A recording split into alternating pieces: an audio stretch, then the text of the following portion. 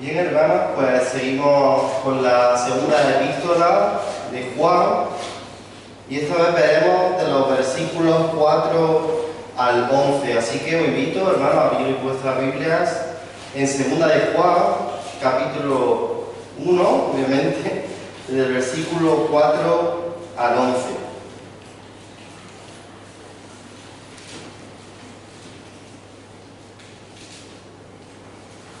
Segunda de Juan 4 al 11.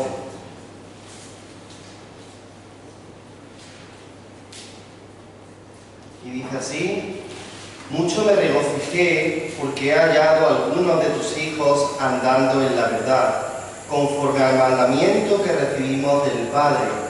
Y ahora te ruego, Señora, no como escribiéndote un nuevo mandamiento, sino el que hemos tenido desde el principio, que nos amemos unos a otros. Y este es el amor, que andemos según su mandamiento.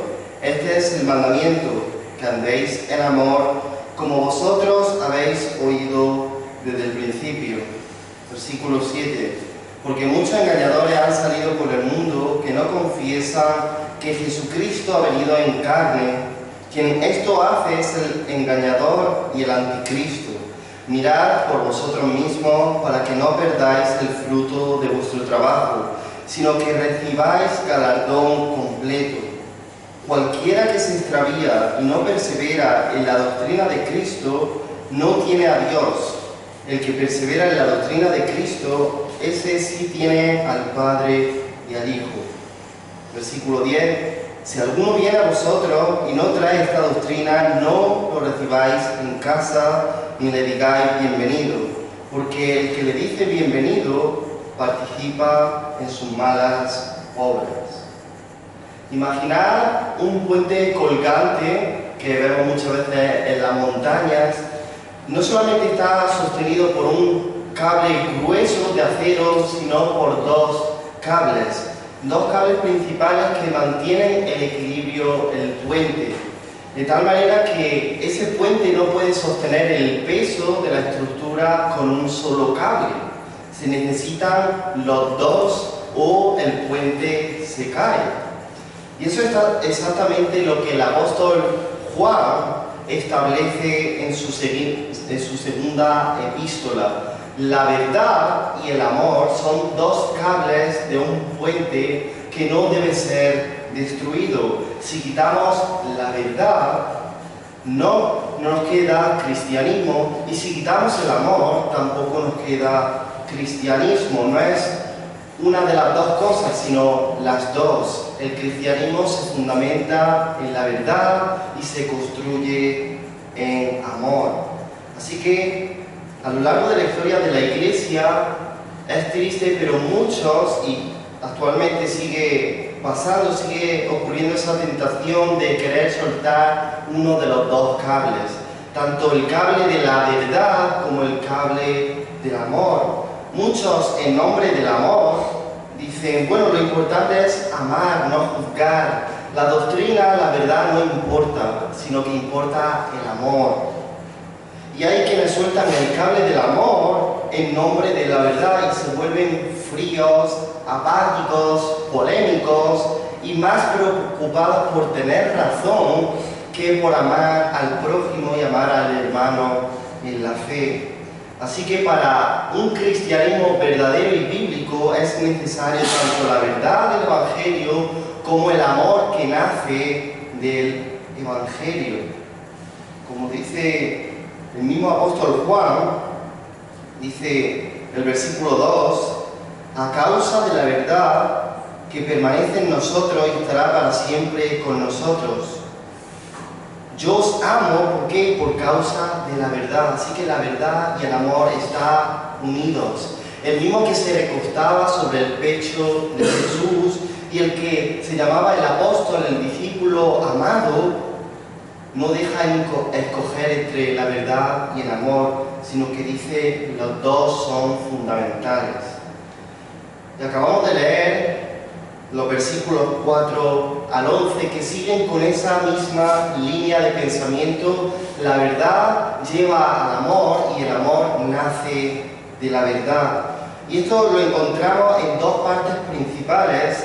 La primera es del versículo 4 al 6, en la que se establece cómo debemos comportarnos, cómo debemos actuar, cuál debe ser nuestra actitud a los que son de la verdad.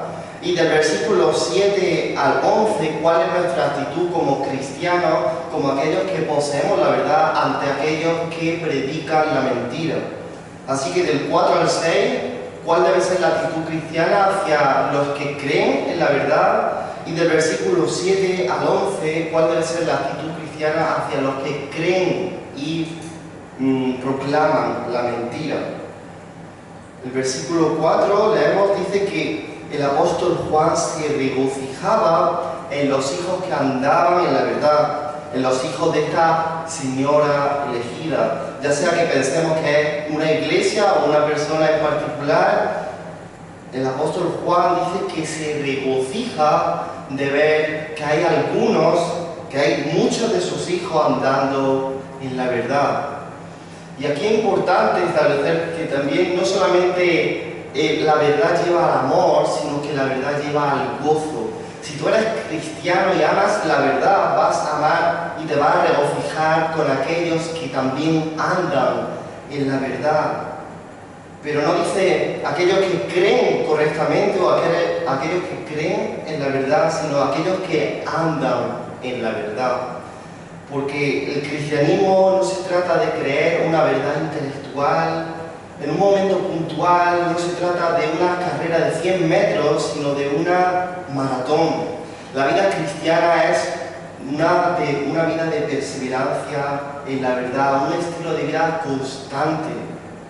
No es de un buen domingo, no es de creer una semana, un mes y después olvidarme del Evangelio, sino que nos regocijamos cuando vemos que perseveramos en la verdad.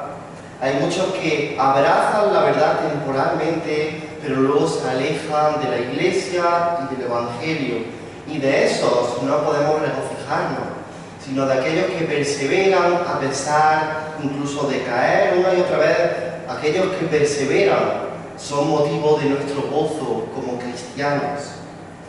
En Efesios 4:1 dice que los creyentes deben andar como es digno de la vocación con que fuimos llamados. Debemos andar, es decir, un estilo de vida congruente al Evangelio.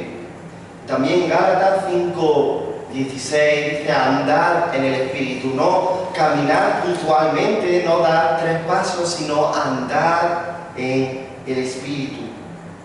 Como cristianos nos regocijamos cuando como iglesia perseveramos y caminamos unánimes en la verdad.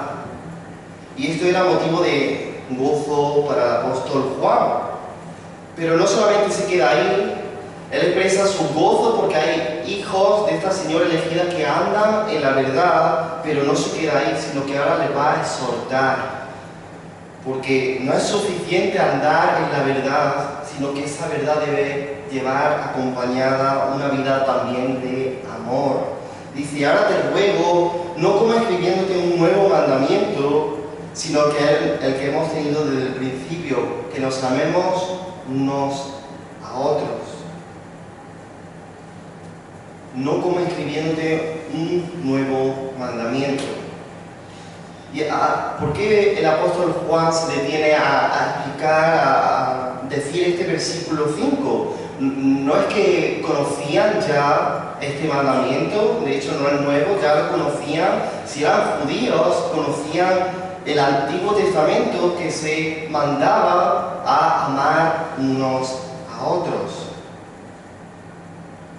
Primera de Juan 2:7 dice, el mandamiento antiguo es la palabra que habéis oído desde el principio.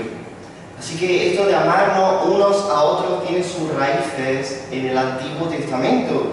Y escuchamos ecos de este amarnos unos a otros en Deuteronomio 6:5, el pasaje conocido que dice, amarás a Jehová tu Dios con todo tu corazón. Y el Levítico 19:18 dice, amarás a tu prójimo como a ti mismo. ¿Por qué era importante aclarar que este mandamiento no es nuevo? porque los falsos maestros estaban instruyendo a aquellos que no estaban bien cimentados en la fe con novedades, con nuevas doctrinas. Aparentemente sonaba atractivo, pero siempre la novedad lleva consigo un peligro, y es que no está enraizada en las Escrituras. Hoy día también se nos ofertan muchas enseñanzas novedosas, atractivas para nuestra generación, pero debemos recordar que las Escrituras son las sendas antiguas, el camino antiguo que Dios estableció desde el principio. Así que el apóstol Juan está exhortando recordar el Antiguo Testamento, recordar las Escrituras, y no hagáis caso a estos falsos maestros que proclaman novedades surgidas de imaginación de hombres. Así que el amor cristiano no es algo inventado por la generación de Juan ni por nuestra generación, sino que el amor cristiano está enraizado en el mismo corazón de Dios. Y es que Dios es amor. Un amor que se expresa incondicionalmente en dar a Jesucristo, su Hijo, para morir por pecadores como nosotros. Así que este mandamiento original de amarnos unos a otros late con el corazón de la ley, pero está encarnado en la vida y en el ejemplo de Jesucristo. El amor bíblico no es como enamorarse, que es un sentimiento pasajero, una intensidad emocional pasajera, sino que más bien el amor bíblico es un compromiso matrimonial, es decir, una fidelidad constante a pesar de que no exista esa intensidad sentimental del principio. Nuestro compromiso con Dios de amor es de un amor fiel a pesar de que a veces no sintamos lo mismo que cuando nos convertimos, a pesar de que nuestro corazón ame más o menos, pero el amor bíblico es fidelidad y compromiso con Dios, de corazón, no solamente de boca, de corazón, pero no está basado en los sentimientos. Y aclara cuál es la esencia del amor. Debemos amarnos unos a otros, pero ¿cómo expresamos el amor unos a otros? Porque esta generación llama amor a lo que no es amor. Es un amor permisivo, tolerante, caprichoso el de esta generación, pero no es el amor cristiano. Así que Juan aclara en el versículo 6, y este es el amor, que andemos según sus mandamientos. ¿Los mandamientos de quién? Los mandamientos de Dios el Padre. Y este es el mandamiento, que andemos en amor, como vosotros mismos habéis oído desde el principio. Nuevamente, guardar su mandamiento, amar a Dios, no es algo novedoso, sino algo que Dios mismo estableció ya en el Decálogo, en los 10 mandamientos. Esa obediencia fiel, esa obediencia total, esa voluntad rendida a Dios. Pero aquí no está diciendo que amar sea igual a guardar los mandamientos.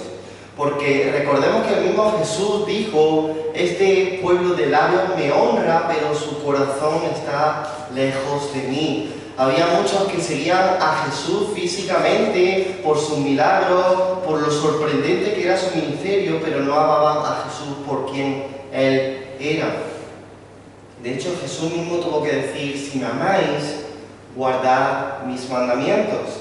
Porque muchos decían y dicen amar a Jesús, pero no guardan su palabra ni sus mandamientos. Así que el verdadero amor bíblico por Dios se demuestra en obedecerle. El amor en una relación, sea cual sea, ya sea de padre, hijos, ya sea de maestro y alumno, ya sea de cónyuge, esposo, esposa, el amor se manifiesta ¿en qué? En cumplir el rol de esa relación. Y la relación entre el Padre y nosotros, como sus hijos, ¿cuál es? Una relación de obediencia.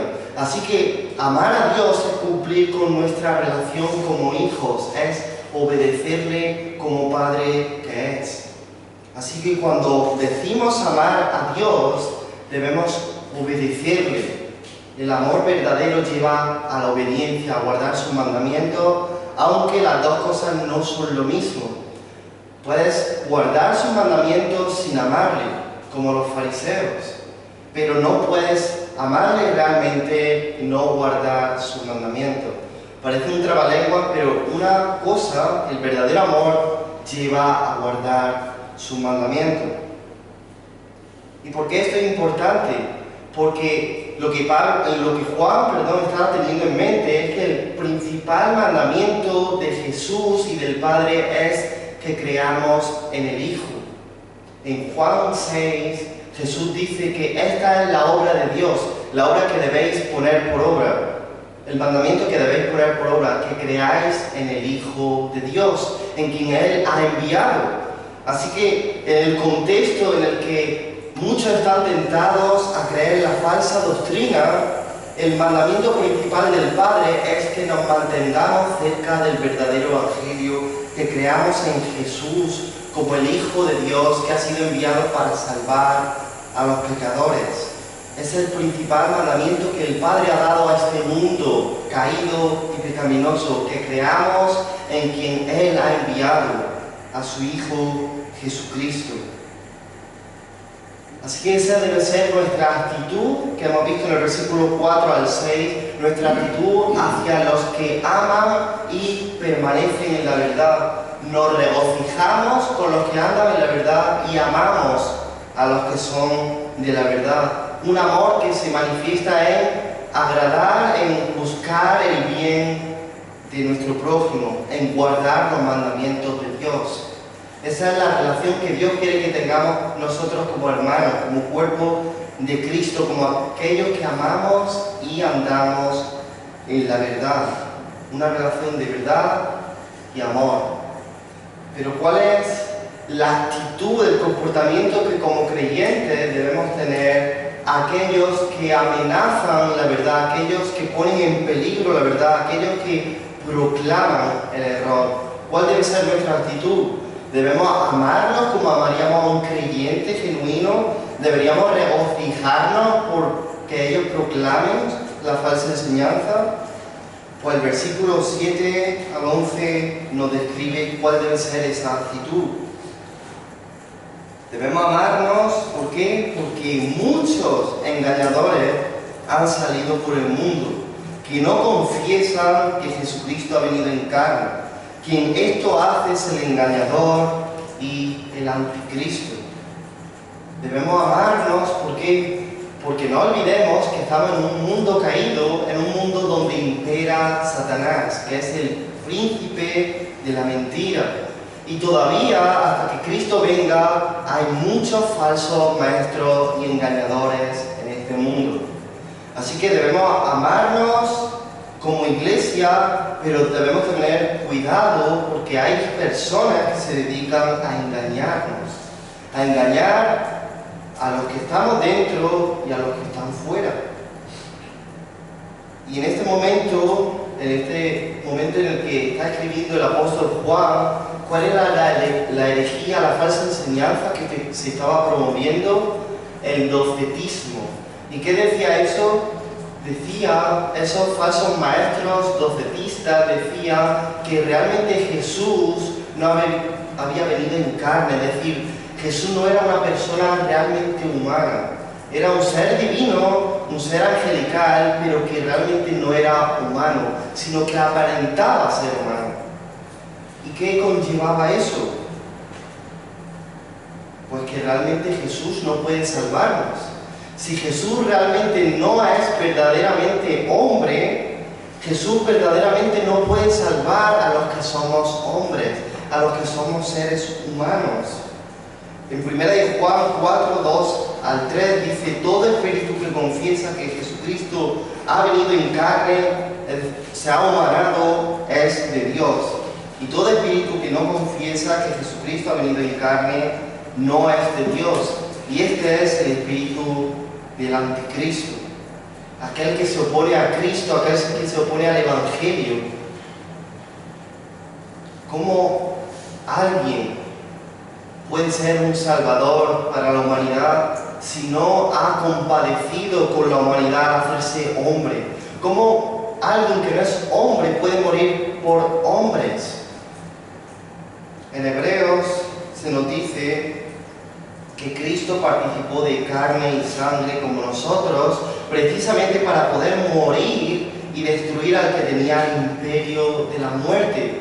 En Hebreos se nos dice que Jesucristo no salvó a los ángeles porque Él no obtuvo una naturaleza angelical, sino una humana. Él vino a redimir a humanos, humanándose Él mismo, sin perder su naturaleza divina.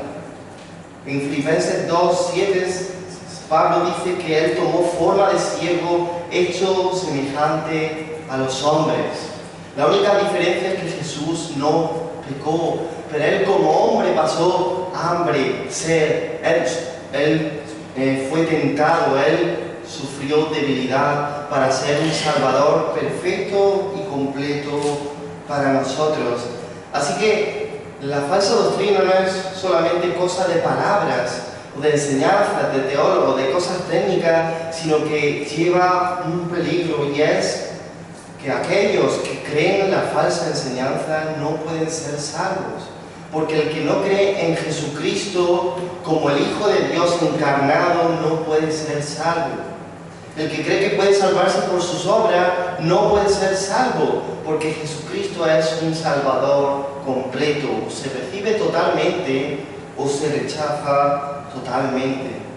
Y hoy día, hermanos, debemos cuidarnos de aquellos que rebajan la verdadera humanidad de Cristo, la verdadera divinidad de Cristo. A lo mejor no existe esos falsos maestros tal y como lo habían en el primer siglo, pero hay muchos que proclaman a Jesús como un gran maestro moral, como un revolucionario, como alguien que realmente estaba un pelín más por encima de la naturaleza humana. Él casi que tenía que ponerse una coronita, ¿verdad?, como un ángel, porque él ni pasó hambre, él no podía mancharse con la debilidad humana.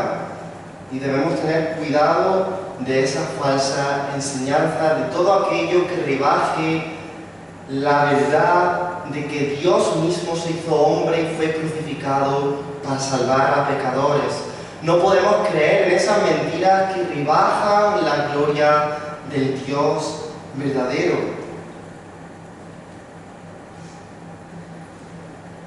¿Y cuál es la consecuencia ante estos falsos maestros? Aparte de conocer que realmente hay muchos que proclaman el error, la mentira, ¿cuál debe ser la actitud, el mandamiento? El versículo 8 dice: mirad por vosotros mismos, para que no perdáis el fruto de vuestro trabajo, sino que recibáis galardón completo. ¿Por qué debemos cuidarnos de los falsos maestros? Conocer que hay falsos maestros de los cuales debemos guardarnos. ¿Por qué? Porque debemos tener cuidado de nosotros mismos. Es cuestión de tu salvación, de mi salvación. ¿Para qué? Para que no perdamos el fruto de nuestro trabajo, sino que recibamos galardón completo. La Biblia afirma rotundamente que el que no persevera hasta el final en el Evangelio no será salvo. No importa lo mucho que te hayas empatizado con la iglesia durante muchos años, si al final no terminas bien la carrera, no puedes ser salvo. Creemos que la Biblia enseña que la salvación no se pierde porque la salvación es de Dios y Él nos la da a nosotros, y no podemos perder algo que no es propio, que no hemos obtenido, sino que hemos recibido. Pero también se afirma, la Biblia afirma, que el que no persevera hasta el final no será salvo. Y como dice el versículo 8, debemos mirar por nosotros mismos, porque al final, el seguir la falsa enseñanza, el no perseverar en el Evangelio, la consecuencia eterna será para ti y para mí personalmente. Esa es la consecuencia de seguir falsa enseñanza o de no perseverar en el Evangelio, que perdamos nuestras almas. Es algo serio. El que no persevera hasta el final no será salvo. No importa lo mucho que hayamos aparentado ser cristianos, lo mucho que hayamos servido a la iglesia, si no creemos en Cristo y andamos en la verdad hasta el final, no podremos ser salvos. Es por eso la urgencia de considerar constantemente dónde está nuestro corazón y dónde está depositada nuestra fe. Porque no importa, como he dicho, lo mucho que hayamos empatizado con el Evangelio, lo importante es terminar bien la carrera. Cualquiera que se extravía y no persevera en la doctrina de Cristo no tiene a Dios. ¿Por qué? Porque realmente no era un verdadero cristiano. El que no persevera demuestra que nunca tuvo a Dios, que nunca tuvo al Padre, que nunca tuvo al Hijo. Pero el que persevera en la doctrina de Cristo, este sí tiene al Padre y al Hijo. El que persevera en el Evangelio sí tiene comunión con el Padre y tiene comunión con el Hijo. Si perseveramos en la verdad, hermanos, es que estamos demostrando que realmente tenemos comunión con el Padre.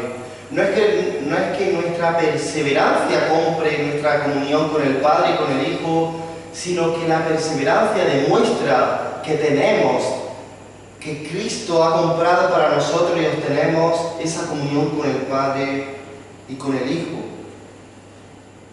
Y por último, los dos últimos versículos, y quizás los más controversiales y difíciles de digerir. Si alguno viene a vosotros y no trae esta doctrina, es decir, que el Hijo es verdaderamente Dios, verdaderamente hombre, que vino a salvar a pecadores, dice, si no trae esta doctrina, no le recibáis en casa, ni le digáis bienvenido. ¿Por qué? Porque el que le dice bienvenido participa en sus malas obras.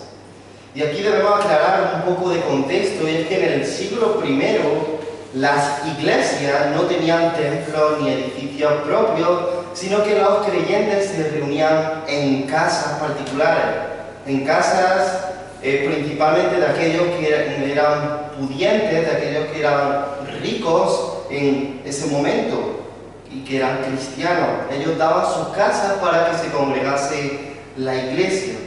Así que los maestros itinerantes, tanto los verdaderos maestros como los falsos, dependían completamente de la hospitalidad de esas casas para viajar, comer, dormir y sobre todo para enseñar su doctrina, ya sea que fuesen buenas o malas, pero dependían de esa hospitalidad.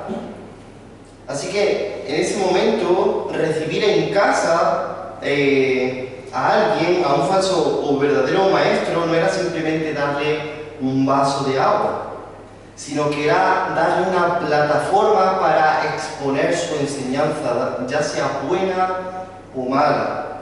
Así que ese contexto nos ayuda a entender cómo deberíamos tratar a los falsos maestros hoy. No es que no debamos ni mirar a los falsos maestros hoy o que no podamos obrar con misericordia con ellos, porque la pregunta no es si le vamos a dar un vaso de agua o si vamos a darle comida si realmente la necesitan. La pregunta es, ¿vamos a darle un púlpito para que prediquen su falsa enseñanza? ¿Vamos a financiar su ministerio para que sigan proclamando el error y la mentira? Debemos tener cuidado, hermanos, porque hay muchas actitudes, muchos comportamientos que debemos tener hacia los falsos maestros que realmente no son bíblicos. La Biblia no nos lleva a odiar, a rechazar, a no obrar con caridad y con amor a los falsos maestros. De hecho, se nos exhorta a obrar con mansedumbre para exponer la razón de la esperanza que hay en nosotros y también obrar con ellos con misericordia para que si es la voluntad del Señor, Dios les conceda el arrepentimiento. Así que no podemos directamente odiarlo porque Dios nos manda, Jesús nos manda a amar a nuestros enemigos, a amar a aquellos incluso que nos aborrecen, sino tener cuidado de que ninguna actitud nuestra, ningún comportamiento pueda establecerle una plataforma para que ellos expongan sus falsas enseñanzas. ¿Por qué es tan importante esto? Porque, versículo 11, el que le dice bienvenido o el que de alguna manera apoya su falsa enseñanza o permite que sus enseñanzas se divulguen, participa en sus malas obras. Es algo grave. Cuando tú de manera secundaria, de manera no activa, permites que los falsos maestros tengan voz en la iglesia y afuera, tú te estás convirtiendo y te estás haciendo partícipe de las malas obras de los falsos maestros. Así que de nuevo la pregunta no es si le vamos o no a dar un plato de comida o un vaso de agua fría, sino más bien si vamos a promover o apoyarles para que su falsa enseñanza se extienda. Y una forma muy sutil de extender su falsa enseñanza es compartir, ahora en las redes sociales, compartir mensajes que sean provenientes de falsos maestros. Hay muchos cristianos que comparten todo tipo de cosas sin examinarlas a la luz de la Biblia. No podemos compartir ese tipo de cosas porque es promover la mentira. Porque si hay alguien menos maduro que tú en la fe, que te vea a ti, que se supone que eres más maduro en la fe, compartiendo eso, ese nuevo creyente va a ser tentado a creer lo que ese vídeo, lo que esa falsa enseñanza esté proclamando. Así que cuidado con lo que compartimos en las redes sociales, con los hermanos o con aquellos que son fuera, que están fuera, que son inconversos. Aunque suenen bien, aunque suenen novedosos, debemos cuidarnos. Como Jesús mismo advierte en Mateo 7:15, guardaos de los falsos profetas que vienen a vosotros con vestidos de ovejas, pero por dentro son lobos rapaces. No es por su apariencia externa de piedad, sino que debemos examinar sus enseñanzas. Así que, para concluir, hemos visto cuál debe ser nuestra actitud y comportamiento hacia los que están andando en la verdad, y es gozo y amor para aquellos que andan en la verdad, que creen en el Evangelio y que perseveran en la fe cristiana, pero debemos también tener cuidado de nosotros mismos, de los falsos maestros, para que nosotros mismos no perdamos el fruto de nuestro galardón y para que no contribuyamos con aquellos falsos maestros a promover sus mentiras. No podemos, como dijimos al principio, intentar sostener la fe cristiana solamente con verdad o con amor, sino que el verdadero cristianismo se basa en la fe que impulsa el amor cristiano. Y la pregunta que debemos hacernos a nosotros mismos y reflexionar cada uno ahora mismo y en nuestras casas es: ¿estamos amando a aquellos que están en la verdad, que están andando en la verdad? Porque muchas veces nos fijamos más en las diferencias que tenemos entre nosotros, ya sea doctrinales o ya sea por cualquier cosa vana, por cualquier disputa. Estamos más pendientes de esas pequeñas diferencias, de nuestros roces como cristianos, o estamos más enfocados en amar la verdad y aquellos que son de la verdad. Y también, ¿cómo está tu vida espiritual en cuanto a lo que comes de la Escritura, en cuanto a lo que comes de otros maestros de los que te alimentas? ¿Estás escuchando todo viento de doctrina? ¿Estás comiendo todo lo que te vengan a decir, ya sea en YouTube o ya sea en la iglesia? ¿O estás pasando por el filtro de la Biblia todas las enseñanzas que recibes? Porque, hermano, no es cuestión de algo sin importancia, de algo de palabra, sino que es de nuestro destino eterno. Debemos tener cuidado de lo que nos alimentamos, de lo que este mundo dice y proclama, y compararlo con lo que Dios dice en su palabra. Así que el amor se demuestra andando en la obediencia fiel día tras día, no por emociones pasajeras, y la verdad se protege permaneciendo firmes en quién es Cristo realmente y apartándonos de la enseñanza de los falsos maestros. Vamos a orar. Padre, te damos gracias por la claridad de las Escrituras, porque un día más tú nos exhortas con tu palabra, tú nos examinas y nos escudriñas a través de tu palabra. Y Señor, te pedimos que con sinceridad puedas, Señor, meter tu bisturí, el bisturí de tu palabra, y ayudarnos a reflexionar en cuanto a cómo estamos andando la verdad, en cuanto a qué nos estamos alimentando, en cuanto a qué estamos creyendo. Padre, que también seamos humildes en reconocer nuestros errores y afirmarnos nuevamente en la verdad. Ya sea que no estemos guardando tus mandamientos, no estemos amándonos unos a otros, o ya sea que estemos creyendo o estando persuadidos de una falsa enseñanza, que tú nos ayudes, Señor, a volver a la carrera, Señor, a volver a perseverar en la fe. Y si hay alguno que está aquí sin Cristo, Señor, o que piensa que está en Cristo pero no está, que tú puedas redarguirlo de pecado, Padre. Gracias por tu palabra, gracias por tu exhortación, y te pedimos que ahora también en la oración tú puedas escucharnos, porque todo te lo pedimos en el nombre de Jesús. Amén.